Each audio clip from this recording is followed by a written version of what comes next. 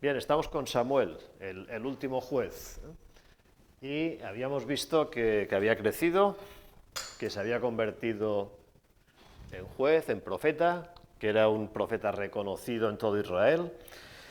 No sé si os acordáis que la semana pasada hablamos de que reúne al pueblo, cuando están todos allí reunidos, les atacan los filisteos. Pero el Señor hace un milagro, y los filisteos son derrotados. ¿Os acordáis qué pasó? ¿Qué pasó para que los filisteos se asustaran y que Israel los pudo... ¿no? ¿Os acordáis los truenos? Que hubo unos truenos espectaculares que asustó a los filisteos y todo esto hizo que Israel los pudiera derrotar, ¿no? Y vale, nos quedamos aquí que Samuel levanta un monumento, una piedra, y llama a aquel lugar Ebenezer. Hasta aquí el Señor nos ayudó, ¿eh? Y dijimos que nos quedábamos allí. Vamos a seguir en 1 Samuel 7. Dice: así fueron sometidos los filisteos, después de esta derrota que estábamos comentando, y no volvieron más a entrar en el territorio de Israel. Y la mano de Jehová estuvo contra los filisteos todos los días de Samuel. Y fueron restituidas a los hijos de Israel las ciudades que los filisteos habían tomado a los israelitas, desde Ecrón hasta Gat, e Israel libró su territorio de mano de los filisteos. Y hubo paz entre Israel y el amorreo. O sea, esta derrota fue importante porque durante el resto de los días de Samuel los filisteos no volvieron a incordiar a Israel. Los enemigos típicos de los israelitas no volvieron a entrar en el territorio de Israel. Debieron quedar bien asustados con esta tormenta tan espectacular que el Señor envió. Y además Israel pudo recuperar pues, las ciudades que los filisteos le habían arrebatado. O sea que fue una victoria importante para Israel. Bueno, ¿y qué pasó? Dice que después juzgó Samuel a Israel todo el tiempo que vivió, ¿no? O sea, hasta su muerte, Samuel fue juez de Israel, el último juez, como hemos dicho varias veces. Dice, y todos los años iba y daba vuelta a Betel, a Gilgal y a Mizpa, y juzgaba a Israel en todos estos lugares. Después volvía a Ramá, porque allí estaba su casa, y allí juzgaba a Israel, y edificó allí un altar a Jehová. O sea, Samuel era un juez itinerante. Iba, digamos, todos los años hacía como un circuito por estas ciudades, por Betel, Gilgal y Mizpa. Hacía una vuelta y en cada una de estas ciudades pues juzgaba, trataba los temas que podía haber, la gente acudía a él con sus peticiones, con sus quejas, sus problemas. Y luego volvía a su casa, que era en Ramá, era donde tenía la casa de su familia, donde siempre había vivido, y dice que allí edificó un altar. La ciudad de Gilgal, que sale varias veces, se convierte después de la destrucción de Silo, cuando los filisteos capturan el arca y destruyen el santuario en Silo, que estaba allí, pues Silo deja de ser la ciudad principal, digamos, el centro religioso, y pasa a Gilgal. Y es la ciudad que se convierte en el centro religioso y civil. Por ejemplo, dice que ahí Samuel celebraba juicios. Allí se convocaba la Asamblea Nacional, se reunía todo el pueblo para tratar temas importantes, se movilizaba el ejército, por ejemplo, una serie de cosas importantes. Era como la capital, digamos, de Israel en ese momento. Y tal vez fue elegida esta ciudad por la lejanía con los filisteos, porque estaba apartada de la frontera con los filisteos y era un lugar como más improbable que los filisteos atacasen, aunque ya sabemos que no volvieron a atacar en todo el tiempo de Samuel. Bueno, también este capítulo nos recuerda que por primera vez Israel en muchos años pues tiene un dirigente que realmente está preocupado por el pueblo, por el estado espiritual del pueblo. Samuel era el líder político, pero también era el líder religioso, digamos, era el profeta y está preocupado por el pueblo, ¿no?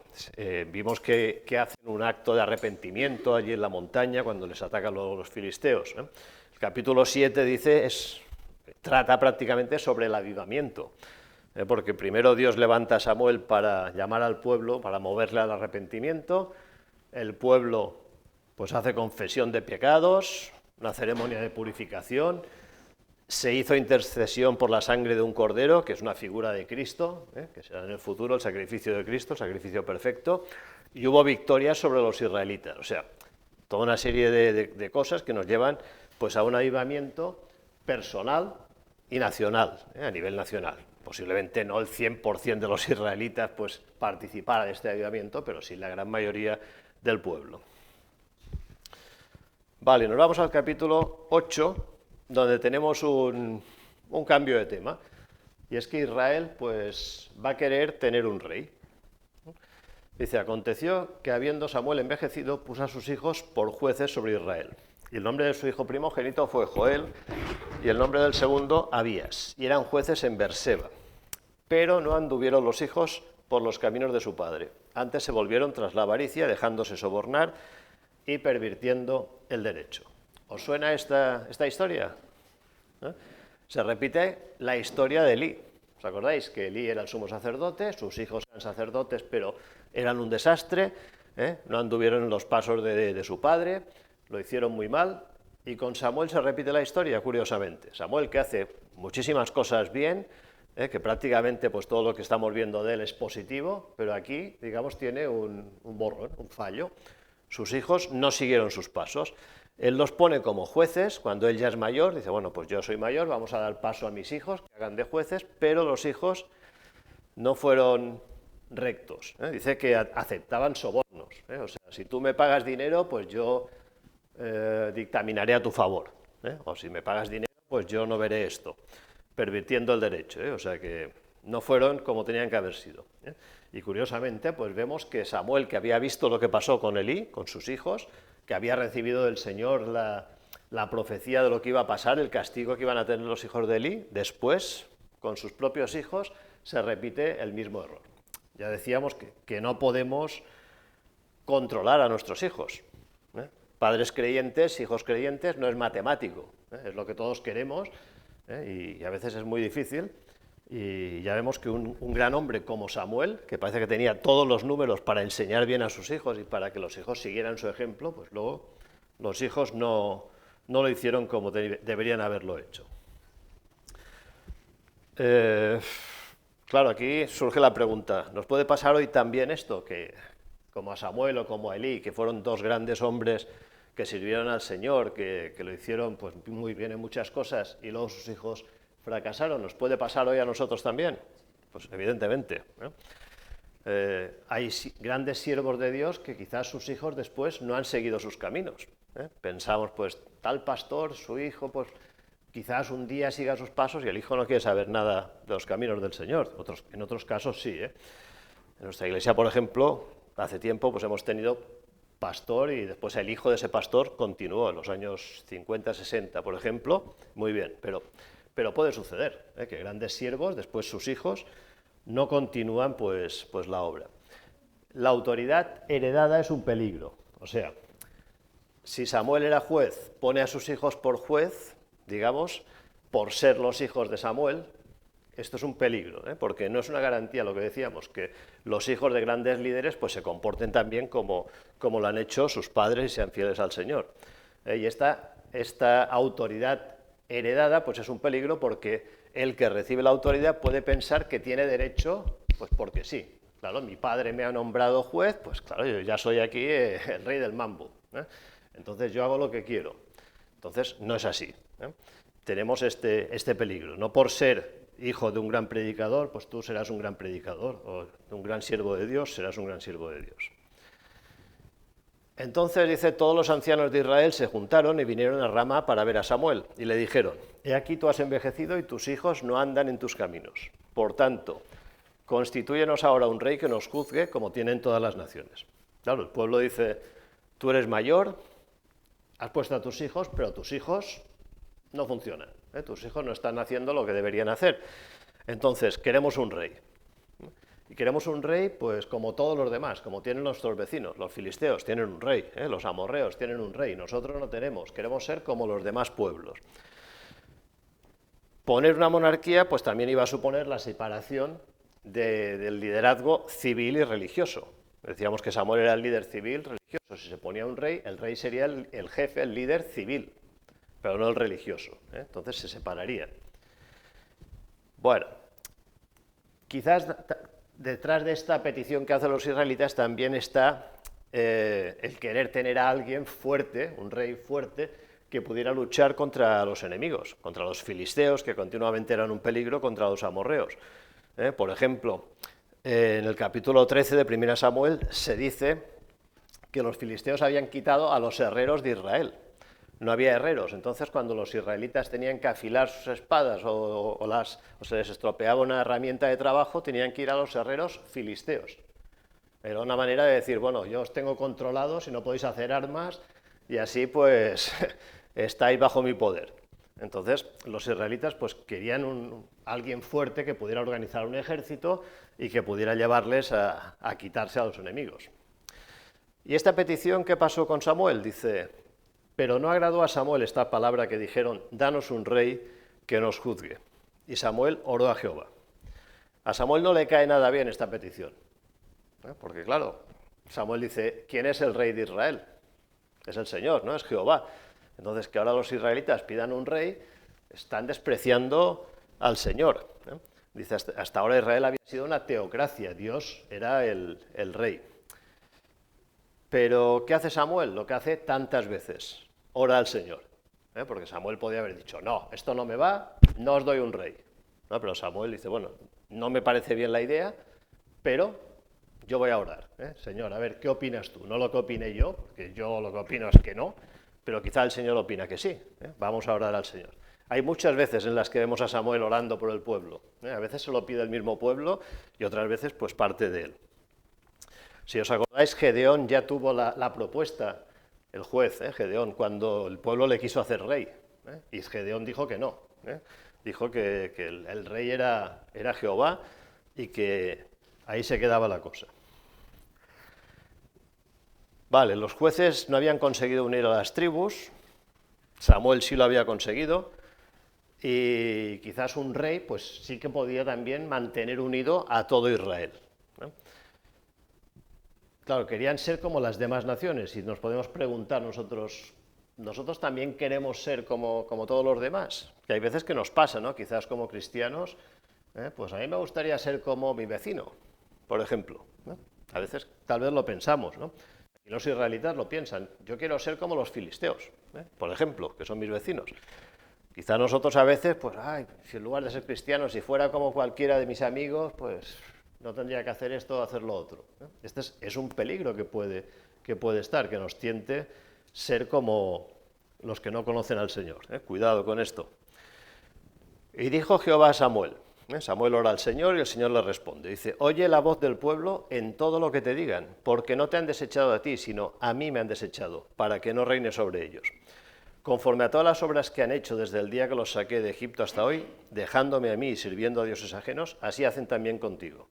Ahora pues, oye su voz, mas protesta solemnemente contra ellos y muéstrales cómo les tratará el rey que reinará sobre ellos. Entonces, Dios le dice a Samuel que sí. Dice, bueno, no te están diciendo a ti que no te quieren, me lo están diciendo a mí, me están desechando a mí. Esto, dice, para Samuel fue una de las mayores decepciones de su vida, porque él pensó que esto era un fracaso, quizás pensó que era un fracaso suyo, que no había enseñado bien al pueblo. Entonces, a Samuel esto le disgustó mucho que el pueblo pidiera rey, pero el Señor le dice, no te preocupes, no te están despreciando a ti, me están despreciando a mí, que no quieren que yo sea el rey. Pero el Señor les dice, déjale bien claro todas las cosas que va a hacer un rey, antes de que lo tengan, lo acepten, lo lleven adelante, que tengan claro lo que va a hacer un rey. Y esto estaría los versículos 10 al 18, que no vamos a leerlos, pero si los queréis leer, lo hacéis luego en casa. Y entonces Samuel les explica todo lo que va a hacer el rey. Dice, ¿vosotros queréis un rey? Muy bien, pues que sepáis que el rey lo que va a hacer es coger a los jóvenes para ir a la guerra. Cuando haya una guerra, pues llamará a toda la gente joven, se los llevará a la guerra y muchos morirán. Habrá, por ejemplo, trabajos forzados. Pedirá gente pues, para hacer, no sé, obras públicas, para trabajar en sus tierras, lo que sea. Cogerá tierras para dar a sus ministros, a sus colaboradores, a sus amigos, etcétera, etcétera. Pondrá impuestos, vais a tener que pagar impuestos al rey. Confiscará personas, esclavos, siervos para trabajar para él. Tomará parte de vuestros rebaños, etcétera. O sea, que lo tengáis claro, ¿queréis un rey? Que sepáis que va a pasar todo esto. ¿Y qué dice el pueblo? Dice, pero el pueblo no quiso oír la voz de Samuel y dijo, no, sino que habrá rey sobre nosotros, y nosotros seremos también como todas las naciones, y nuestro rey nos gobernará y saldrá delante de nosotros y hará nuestras guerras. El pueblo está como cuando uno ya tiene una idea decidida Y por más que a veces pues los padres a un hijo le explican, escucha, que si haces esto te puede pasar esto, me es igual, yo voy por aquí y que pase lo que tenga que pasar. El pueblo de Israel pues estaba así. Samuel les deja bien claro, esto tiene un montón de inconvenientes, todo esto os va a pasar, es igual, los aceptamos, nosotros queremos ser como los demás pueblos y además queremos que el rey vaya delante nuestro a las guerras. Quizás ellos pensaban que teniendo un rey pues iban a ganar. Y el pueblo de Israel no ganaba porque tuviese un rey o tuviese un general muy bueno. Ganaba porque el Señor les daba la victoria. El Señor hacía el milagro. El Señor daba la fuerza a los jueces, a los líderes. No era porque el ejército de Israel fuese muy bueno, muy bien preparado, o el rey que iba a ir delante les diera la victoria. Pero están empecinados en esto y quieren un rey. Dice, y oyó Samuel todas las palabras del pueblo y las refirió en oídos de Jehová. Y Jehová dijo a Samuel, oye su voz y pon rey sobre ellos. Entonces dijo Samuel a los varones de Israel, idos cada uno a vuestra ciudad. Samuel vuelve a consultar al Señor, se lo deja bien claro al pueblo pues todo lo que puede pasar, y el Señor les dice, muy bien, dales un rey. Yo te diré quién tiene que ser, pero dales un rey. Y Samuel pues obedecerá a Dios y no seguirá sus propias ideas. Él podía haber dicho, bueno, pues si es así, yo dimito. Conmigo que no cuenten, yo no voy a ungir a un rey porque yo estoy en contra. No. Si Dios me dice que unja al rey, pues no es lo que yo haría, pero si el Señor me lo pide, lo voy a hacer. Es una muestra de que Samuel estaba en sintonía con Dios, a pesar de que aquí no está de acuerdo, digamos, en la petición del pueblo, pero el Señor le dice, no, escúchales porque por parte mía, pues vamos a darles un rey, estoy de acuerdo. Bueno, pues saltamos al capítulo 9 y vamos a ver cómo Saúl va a ser el primer rey, cómo Samuel pues se encuentra con él y le va a ungir como primer rey de Israel. En Samuel 9 dice, había un varón de Benjamín, hombre valeroso, el cual se llamaba Cis, hijo de Abiel, hijo de Zeror, hijo de Becorat, hijo de Afía, hijo de un benjamita. Y tenía él un hijo que se llamaba Saúl, joven y hermoso. Entre los hijos de Israel no había otro más hermoso que él, de hombros arriba sobrepasaba a cualquiera del pueblo. O sea que Samuel, que era hijo de Cis, era de la tribu de Benjamín, y era un tipo pues guapo y era un jugador de básquet, porque dice que no había nadie tan alto como él, era un pívot, digamos, debía ser alguien que destacaba, ¿no? Nada más verlo porque sobresalía por encima de todo. Cuando estamos hablando ya de Saúl, que entra en escena, Saúl es un joven, pero no es un chaval, un adolescente, porque aquí se supone que ya tenía un hijo, Jonatán, o sea que era joven, pero no tenía 15 años tampoco. Humanamente, pues daba pues el tipo para ser rey, ¿no? O sea, tipo fuerte, alto, guapo, o sea que tenía todos los números para ser un rey estupendo. Bueno, todavía no es rey. Dice, y se habían perdido las asnas de Cis, padre de Saúl, por lo que dijo Cis a Saúl su hijo, toma ahora contigo a alguno de los criados y levántate y ve a buscar las asnas. Y él pasó al monte de Efraín, de allí a la tierra de Salisa, y no las hallaron. Pasaron luego por la tierra de Salim y tampoco. Después pasaron por la tierra de Benjamín y no las encontraron. Cuando vinieron a la tierra de Zuf, Saúl dijo a su criado que tenía consigo, ven, volvámonos porque quizás mi padre, abandonada la preocupación por las asnas, estará acongojado por nosotros. O sea, se pierden unas asnas del padre de Saúl. El padre le dice a Saúl, llévate unos cuantos criados y a ver si las encontráis. Y ellos se van, buscan por todas partes, por todos los territorios, y no aparecen las asnas por ningún lado. Llega un momento pues que Saúl dice, pues mi padre estará preocupado, no había móviles, no había teléfonos, no había nada en aquella época, por lo tanto el padre no tenía noticias. Dice, a ver si mi padre estará preocupado por las asnas y por nosotros, que no volvemos. Ahora estará pensando si nos ha pasado algo, pues no sé, pasarían a lo mejor varios meses buscando las asnas. Y Saúl dice, vamos a volver ya, las dejamos las asnas perdidas y vamos a casa otra vez. Él le respondió, el criado de Saúl, dice, he aquí, ahora hay en esta ciudad un varón de Dios que es hombre insigne, todo lo que él dice acontece sin falta. Vamos pues allá, quizás nos dará algún indicio acerca del objeto por el cual emprendimos nuestro camino. O sea, el criado de Saúl le dice, oye, justamente en esta ciudad que estamos aquí cerca, hay un vidente, un profeta, antes le llamaban vidente, y podríamos ir a consultarle. A lo mejor él nos dice algo de las asnas. O sea, estamos aquí dando tumbos por el monte, por la montaña, por aquí, por allá, no encontramos nada. Quizás este hombre nos dice, las asnas están junto al río tal, y vamos y las encontramos. Además dice que todo lo que dice este varón acontece sin falta, o sea que todo lo que Samuel decía, lo que profetizaba, se cumplía. Señal de que era un profeta auténtico, ¿no? Profeta de Dios. Porque si un profeta dice algo, si dice el mes que viene lloverá todos los días y hace un sol fantástico, pues este profeta es falso, evidentemente. Pero dice, todo lo que él dice acontece sin falta. O sea, lo que dice Samuel, la gente sabía que era un profeta de Dios porque se cumplía. No porque no hablaba lo suyo, sino que hablaba lo que Dios le decía. Buscando las asnas, se habían acercado a la casa de Samuel. Casualidad, ¿verdad? Qué casualidad, ¿eh? Todas las casas que hay justo se acercan a la ciudad de Samuel. No es una casualidad. Evidentemente, Dios les lleva allí. Sabemos que no hay casualidades, que el Señor prepara las cosas. Aunque Saúl, pues en ese momento no lo sabe, no lo piensa. No piensa, el Señor me ha traído aquí para que yo vea a Samuel. No, el criado le habla del vidente, del profeta, y posiblemente Saúl ni lo conocía a Samuel, porque Saúl vivía en el campo y no lo habría visto nunca, claro. No había televisión, no era tan fácil conocer a la gente. Si tú no lo veías en persona o te movías de una ciudad a otra, pues no era tan fácil. Quizás había oído hablar, pero realmente no conocía a Samuel en persona.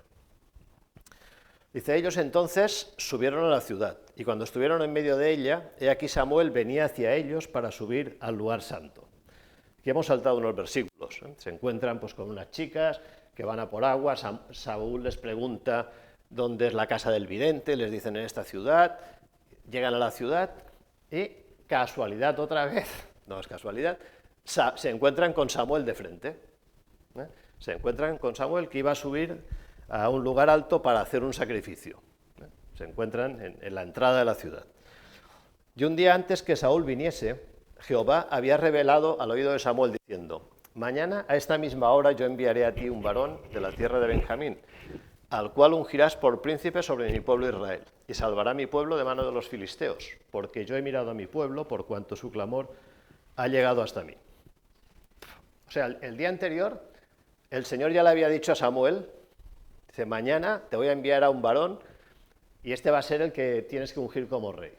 O sea, que Samuel ya tenía todas las instrucciones de parte de Dios, tenía toda la hoja de ruta, digamos. Y además también le dice el motivo. Este va a ser rey porque será el libertador de Israel. Y dice que el Señor se lo había susurrado al oído. Esto es como una metáfora, ¿no? Quizás como señal de intimidad, ¿no? Cuando alguien te dice algo al oído, como un secreto, como intimidad, que está cercano a ti. Samuel pues debía estar muy próximo al Señor. Y Samuel en este sentido juega con ventaja, porque él lo sabe ya de antemano. Saúl no sabe nada. Dice, y luego que Samuel vio a Saúl, Jehová le dijo, he aquí, este es el varón del cual te hablé, este gobernará mi pueblo. Entonces, cuando se encuentran, cuando Saúl entra en la ciudad, Samuel le ve, aquí en este dibujo ya veis que Saúl le pasa de una cabeza a Samuel, o sea, lo representan alto, ¿no? Que, como se supone, que era muy alto. El Señor le muestra, pues, este que se acerca es el que va a ser el futuro rey al que tienes que ungir. Samuel no dice nada, por lo tanto, Saúl no lo sabe. Dice, acercándose pues Saúl a Samuel, en medio de la puerta le dijo, te ruego que me enseñes dónde está la casa del vidente. Y Samuel respondió a Saúl diciendo, yo soy el vidente. Sube delante de mí al lugar alto y come hoy conmigo, y por la mañana te despacharé y te descubriré todo lo que está en tu corazón. O sea, le invita a comer. Dice, yo soy el vidente, ven conmigo, que tengo que ir a hacer un sacrificio, quédate aquí, ven a comer conmigo y mañana tú y yo hablaremos. Mañana te declararé todo lo que está en tu corazón, o sea, ya hablaremos, ya te explicaré todo. Bueno, Y luego le dice una cosa muy curiosa, dice, y de las asnas que se te perdieron hace ya 3 días, pierde cuidado de ellas porque se han hallado. Mas, ¿para quién es todo lo que hay de codiciable en Israel sino para ti y para toda la casa de tu padre? Bueno, solo hacía 3 días, yo he dicho meses. O sea, Samuel le dice, no te preocupes que las asnas ya las han encontrado. Supongo que aquello debió dejar a Saúl, dice, vaya, este hombre, ¿cómo sabe lo de las asnas? Nadie le ha dicho nada. Bueno, es profeta, lo puede saber. Y le dice esto, dice, tranquilo, las asnas ya están, las tiene tu padre, ¿vale? Y Samuel le dice que todo lo que hay codiciable en Israel será de él.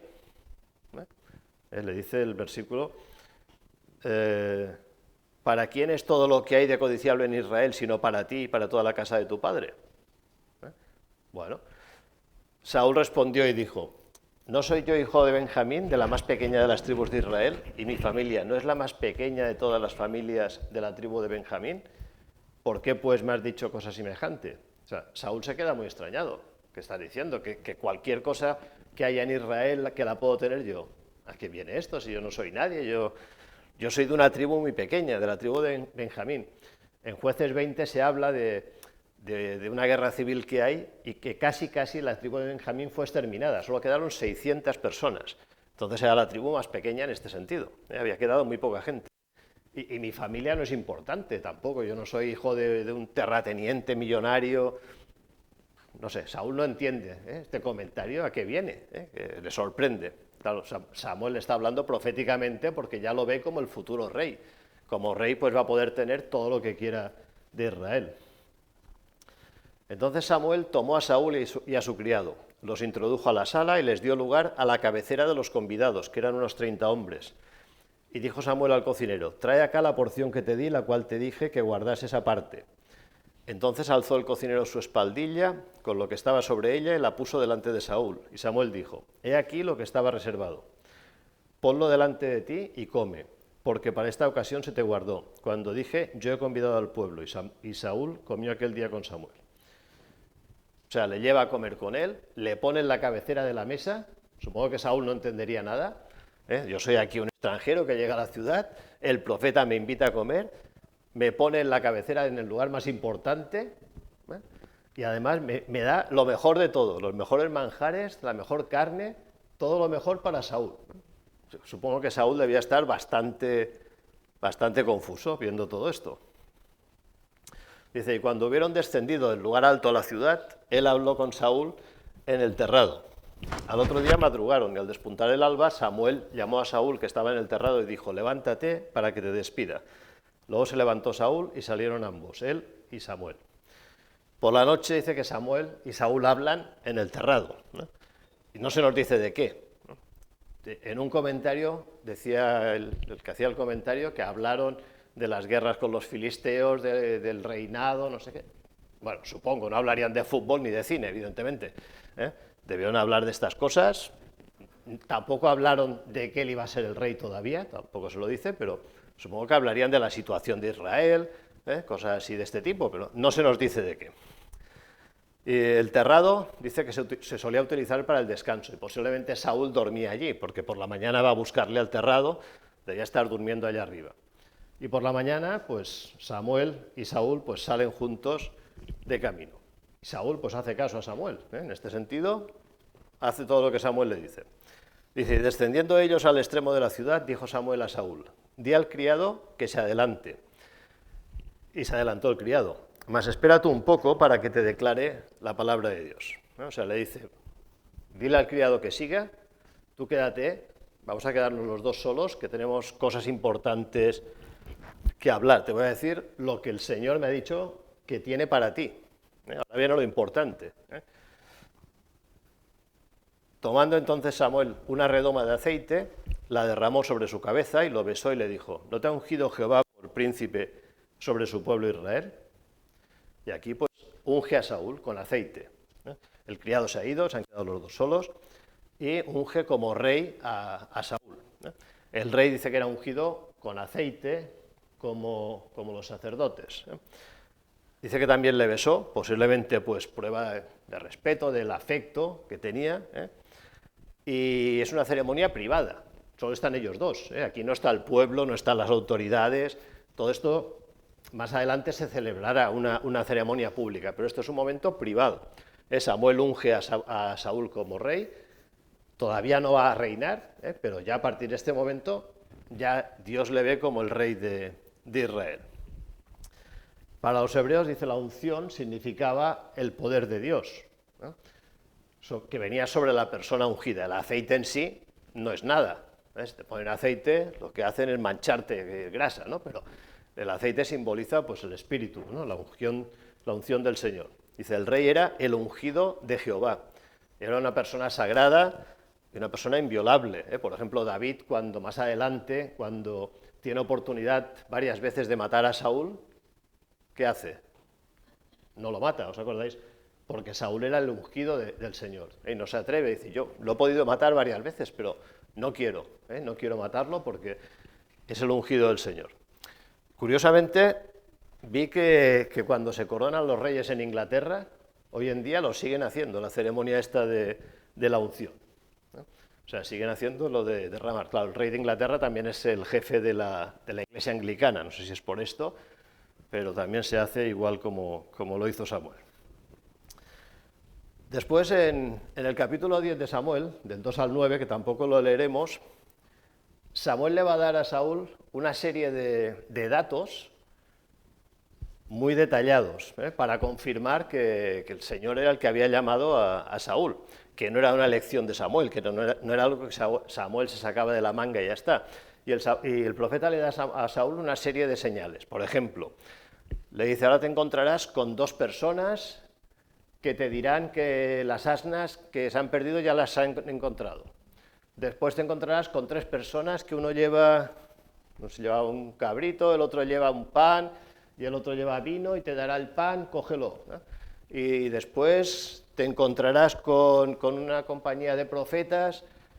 Bueno, y todas estas, Saúl sigue su camino y se va encontrando exactamente lo que Samuel le ha dicho. El mismo día se confirman todas estas señales que le había dicho Samuel. Por lo tanto, Saúl debió pensar, bueno, pues lo que me está diciendo este hombre, que es de parte de Dios, queda claro, porque me ha dado una serie de detalles y se han cumplido todos al pie de la letra.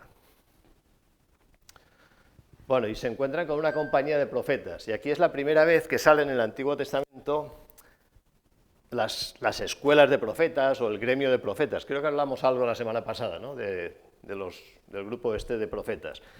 Eran grupos de personas que vivían en comunidad. Más adelante, en tiempos de Elías y Eliseo, se vuelve a hablar de ellos, de las escuelas de profetas. No se sabe muy bien cómo empiezan, pero se supone que empiezan con Samuel, porque la Biblia nos dice que en esta época la palabra profética escaseaba en Israel. Entonces debió ser precisamente Samuel, en vista de que escaseaba, el que puso en marcha pues estas escuelas o estos grupos, este gremio de profetas, que él era como el maestro y estaban con él y aprendían. ¿Cuál era la misión de este grupo? Pues mantener el culto al Señor puro de las influencias de los pueblos vecinos, de los cananeos. Bueno, Saúl pues se encuentra con los profetas y profetiza. Samuel le dijo, profetizarás, y también profetiza. Pasamos más adelante, dice, después Samuel convocó al pueblo delante de Jehová en Mizpa y dijo a los hijos de Israel, así ha dicho Jehová Dios de Israel, yo saqué a Israel de Egipto y os libré de mano de los egipcios y de mano de todos los reinos que os afligieron, pero vosotros habéis desechado hoy a vuestro Dios, que os guarda de todas vuestras aflicciones y angustias, y habéis dicho, no, sino pon rey sobre nosotros. Ahora pues, presentaos delante de Jehová por vuestras tribus y por vuestros millares.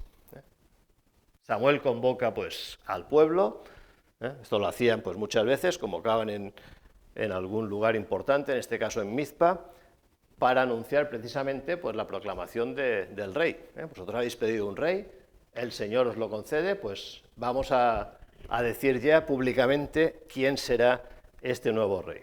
Pero antes les recuerda, acordaros, el Señor os liberó de Egipto, de todos vuestros enemigos, os está guardando, pero vosotros le estáis rechazando pidiendo un rey. El Señor os ha guardado, os ha dado las victorias y vosotros, pues ahora queréis un rey. y Samuel va a pedir que se vayan presentando por tribus, por familias, y entonces se va eligiendo hasta que al final pues llegan a la familia, a la casa de Cis, el padre, la tribu de Benjamín, Cis y Saúl.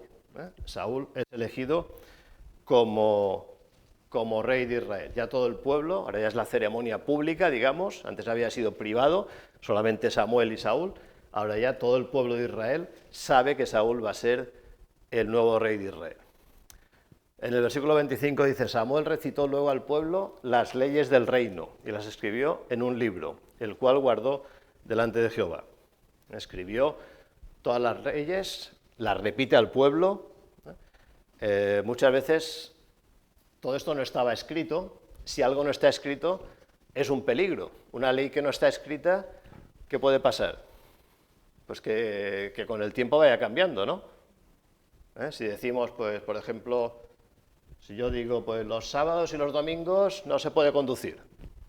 Y lo vamos hablando, y luego a lo mejor otro dice, los viernes, sábados y domingos no se puede conducir. Y a lo mejor añade un día. Y con el paso del tiempo, pues se pueden cambiar. Conviene que las leyes pues estén escritas. Y Samuel además tenía interés en que el pueblo conociera la ley. Decíamos que era una persona muy interesada pues, en el tema espiritual del pueblo. Les repite otra vez las leyes al pueblo. No querían que las olvidaran, las escribe en un libro, en un rollo. En esa época los libros eran rollos, no rollos de que fueran muy pesados, sino que estaban enrollados, ¿no? Que por cierto, este libro pues, no ha sido hallado. Dice que fue depositado en un lugar alto en Mizpa. Posiblemente sería una especie de lo que hoy llamaríamos una constitución también, que explicaría cómo vivir el rey y el pueblo bajo la dirección de Jehová. Las leyes del pueblo y cómo debe comportarse el rey posiblemente. Pero este libro no se ha encontrado. Dice un tal Ross que el rey humano habría de ser únicamente alguien nombrado por Dios para gobernar en su nombre y habría de ser responsable ante él, ante Dios. Evidentemente el rey era aceptado por Dios y tenía que ser responsable ante Dios. Pero los profetas serían los guardianes de la monarquía y tendrían el derecho de reprender a los reyes. Estaban por encima del rey como representantes de Dios. O sea, el rey era la máxima autoridad civil, pero los profetas podían llamarle la atención al rey. Podían tirarle de las orejas, digamos. Podían decirle al rey, lo estás haciendo mal. El Señor quiere que el pueblo haga esto y tú no lo estás llevando a hacerlo. O sea que los profetas tenían este derecho y muchas veces los profetas acababan mal por esto precisamente, porque el rey no aceptaba que viniera un profeta a decirle que lo estaba haciendo mal. Claro, a todo el mundo le gusta que vengan a decirnos que lo hacemos bien, ¿no?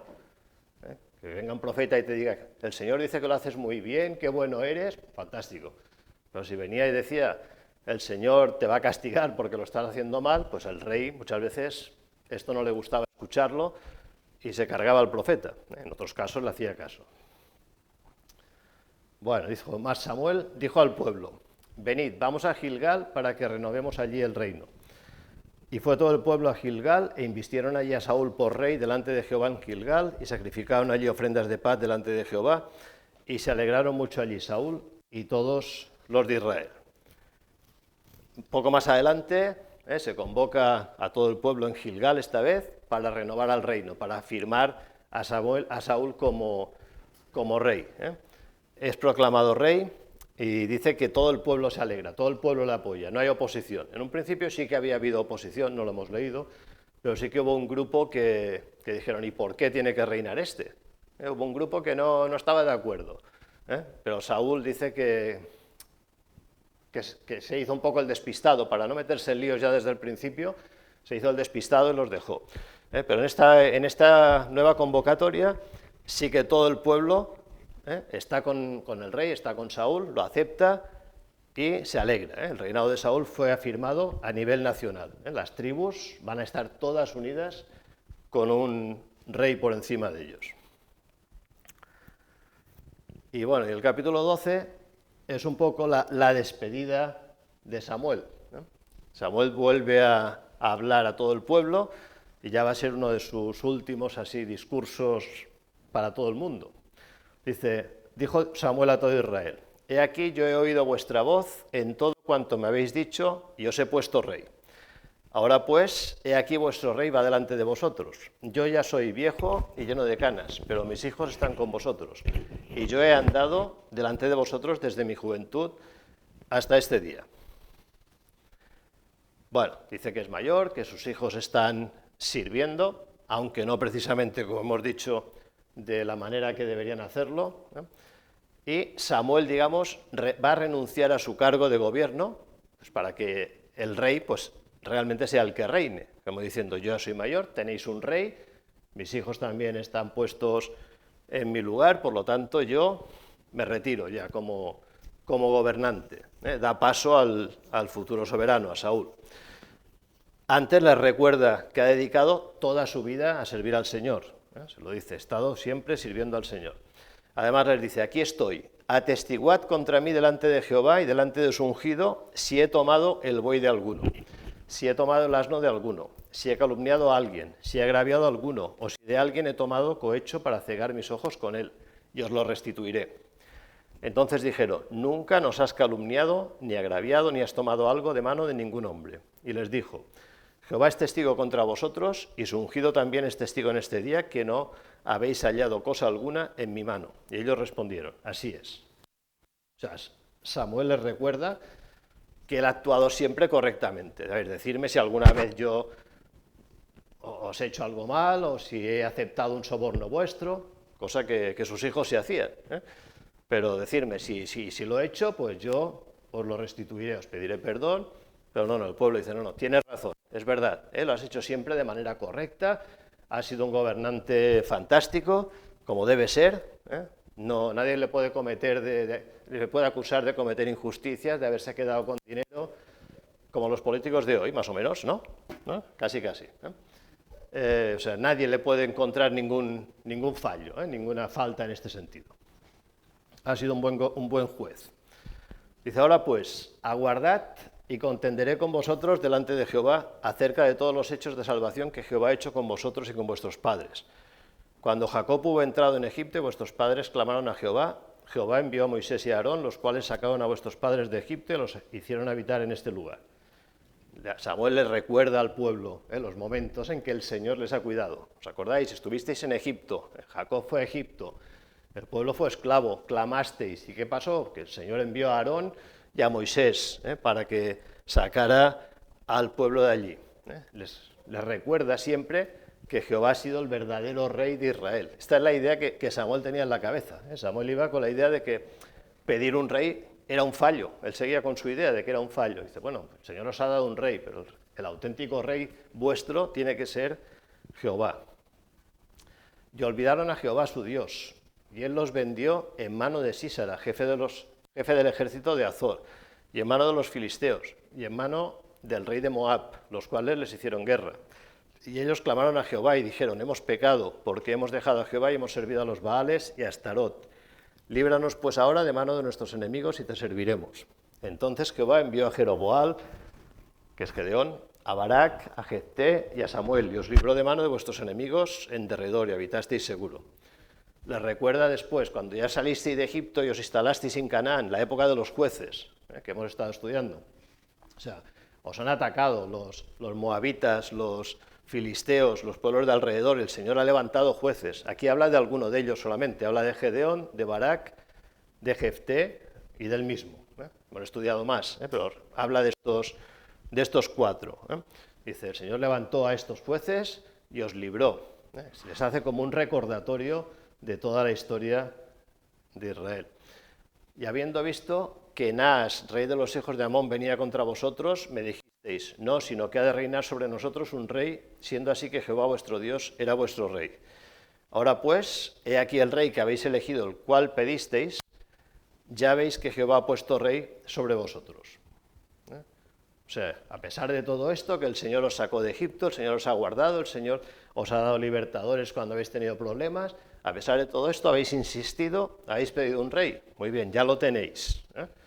El Samuel les advirtió de todas las consecuencias que iban a tener. Es igual, el Señor os ha concedido a un rey, tenéis un rey.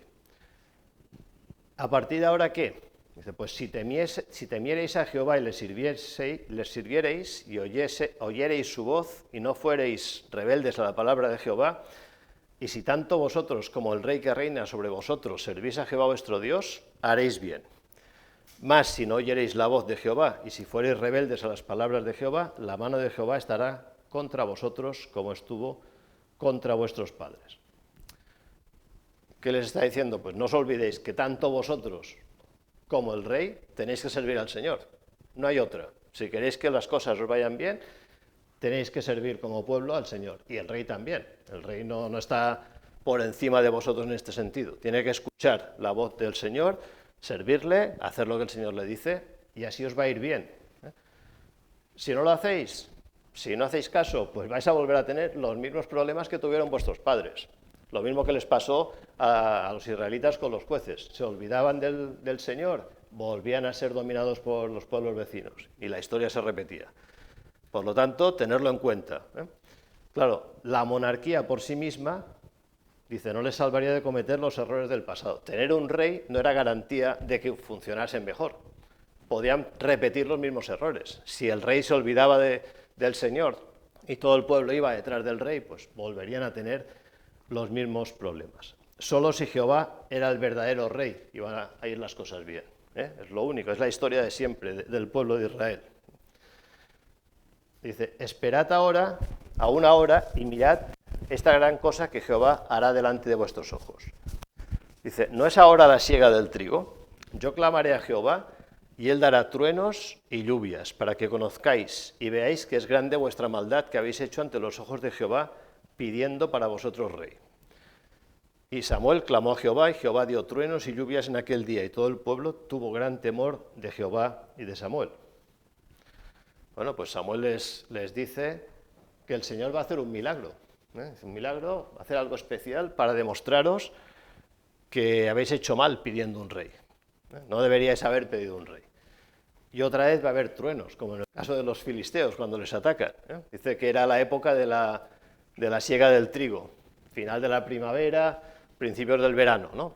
Mayo, junio, no es una época en la que suele llover mucho tampoco. Dice que bueno, en aquel lugar por lo visto no era nada habitual que lloviera. Y entonces hubo una tormenta y una lluvia pues que fue espectacular, que todos tuvieron miedo. Y quedó claro que era algo sobrenatural, que venía de parte de Dios. Se confirmaban así estas palabras que había dicho Samuel, de que habéis hecho mal pidiendo rey. Y el pueblo pues tiene miedo. Supongo que tuvo miedo de la tormenta, que también debió ser una tormenta tremenda, y miedo del Señor, de su situación. Es decir, vaya, pues el Señor se ha enfadado con nosotros porque hemos pedido un rey.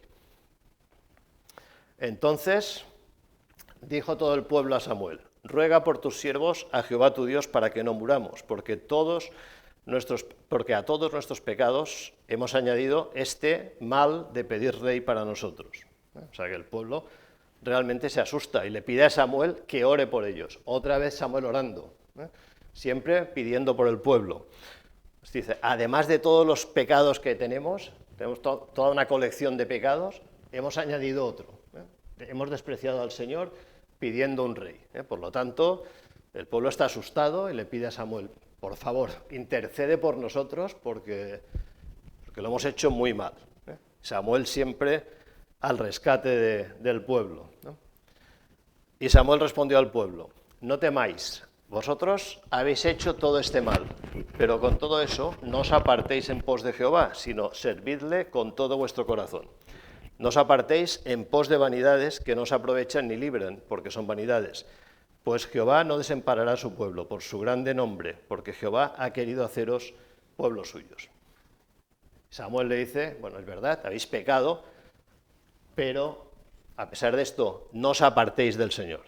Servidle al Señor, seguid sus caminos, porque el Señor no va a abandonar a su pueblo. No lo ha hecho en el pasado y no va a abandonar a su pueblo si hace su voluntad. Es una promesa que el Señor pues siempre ha cumplido. Y Samuel dice, el Señor lo va a hacer por su grande nombre, por su reputación, digamos, entre las otras naciones, para que los demás pueblos vean que el Señor cuida a su pueblo, que los otros pueblos no malentendieran y blasfemaran contra Jehová, diciendo, mira, pues el Señor ahora se ha olvidado de su pueblo y su pueblo está hecho polvo. No, el Señor pues cumple su palabra, que si Si sus hijos, Israel, pues siguen sus caminos, el Señor va a estar con él, con ellos. Así que lejos sea de mí que peque yo contra Jehová, cesando de rogar por vosotros. Antes os instruiré en el camino bueno y recto. Solamente temed a Jehová y servidle de verdad con todo vuestro corazón, pues considerad cuán grandes cosas ha hecho por vosotros. Mas si perseverareis en hacer mal, vosotros y vuestro rey pereceréis.